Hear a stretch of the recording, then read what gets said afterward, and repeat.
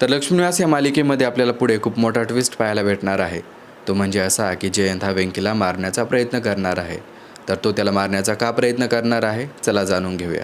त्याआधी जर तुम्ही आपल्या चॅनलवरती नवीन असाल तर व्हिडिओला लाईक आणि आपलं चॅनल सबस्क्राईब नक्कीच करा। तर झी मराठी वाहिनीने नुकताच एक नवीन प्रोमो प्रदर्शित केलेला आहे। त्यामध्ये जान्हवी जयंतला म्हणते की तू सकाळी पाहिलं होतंस ना की ज्यावेळेस मी ही चमकी घातली त्यावेळेस वेंकी दादाचा चेहरा किती खुल्ला होता ते। माझ्या वेंकी दादाच्या आनंदासाठी मी एवढा त्रास तर सहन करूच शकते।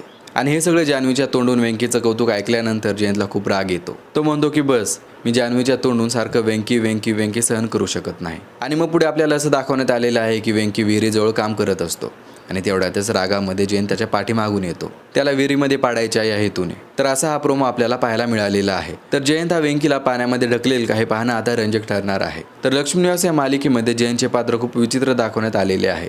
या पात्राबद्दल तुमचं काय मत आहे कमेंट करून नक्कीच कळवा।